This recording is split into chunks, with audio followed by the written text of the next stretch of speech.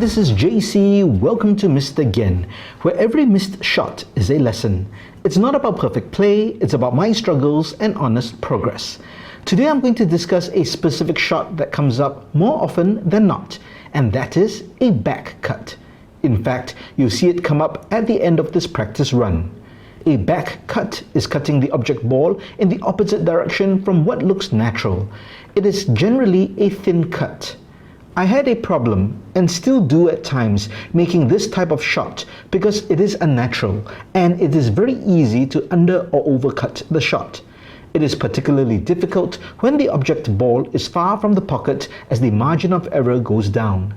However, I learnt a collection of hacks to increase the chances of pocketing back cut shots, and I'll share them with you in this video.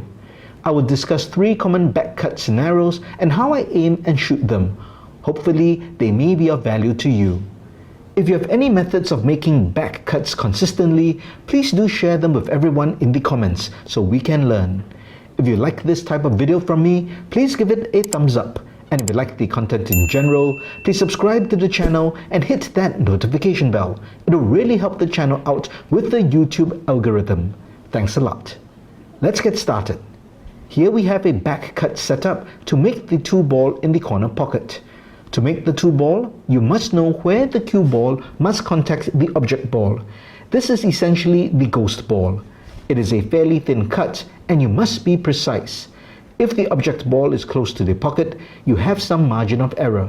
The question is where to aim and put the object ball in the right place. If you use the ghost ball technique, you must be able to visualize the ghost ball accurately, and as I said, it is easy to get wrong because the angle is not natural. If you use an aiming system that requires you to aim at the cue ball, the difficulty is that in this shot, your aiming point is outside the cue ball. Regardless of your method, you have to cut the object ball thinly so that it is pushed into the pocket. Side spin does not critically affect the shot because the cut is so thin and there's not enough friction for throw to come into significant effect, especially for close shots. Here is one method I use for aiming this type of shots. It is not a system, but it is a good reference point. You will need repetition at different minute angles to get a feel for the exact cutting angle, but this will get you very close. There is an aiming system for half to 3/4 ball hits where you line up the center of the shaft to the outer edge of the cue ball. This is quite a reliable system if you stay within this range of shots, which is roughly within a 10 to 35 degree angle. For the back cut, you cannot use this aiming system, but I found that if I start with this aiming point and shift my aiming point about 1 tip away from the edge of the object ball, it is very close to the correct angle. The variables would be the distance of the object ball from the pocket and how steep the back cut angle is. So after I line up the shot with the center of shaft to the outer edge of the object ball, I do a 1 tip shift away from the edge. Then I take the shot. One of the most common mistakes I make when taking a back cut shot is not looking at the shot from all angles before going down and aiming for the shot. If I view the shot from only my aiming perspective, I may not have a full appreciation of the correct angle. So it is important that I always look at the shot from all angles to have a clear sense of the cut angle. Only after I've analyzed the shot setup do I go back to take the shot. I center myself and then go down to aim the shot as I described earlier. I aim center of the shaft to edge of the object ball and move 1 tip away from the shot. Here we have the back cut setup with a bit more distance from the pocket. The basic approach is the same as the nearer shot shown earlier. Have a clear perspective of the angle of the shot and visualize where the cue ball must contact the object ball.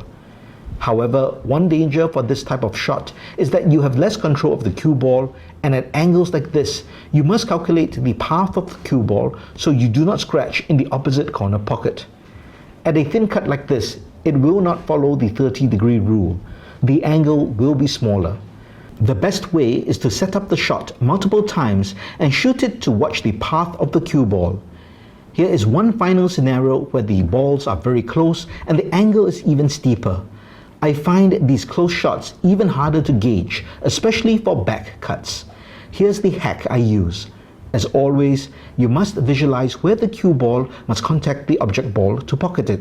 However, the previous aiming method of lining up center of shaft to edge of object ball and then shifting does not work for this angle. Instead, I line up the edges of the cue ball and object ball in a line. In this case, it is the right side of the cue ball lined up with the left side of the object ball. Practice lining up the cue ball and object ball so that you just graze the side, as it is easy to miss the object ball completely. Once I have the right visualized aim, I shoot the cue ball down this line so that the cue ball just grazes the side of the object ball. Here is one more back cut shot. The one ball will be cut to the right corner pocket, and I must calculate the cue ball path to ensure it will not scratch in the top side pocket. Well, that's it for this video. I hope it is useful in providing reference starting points to make back cut shots in different scenarios.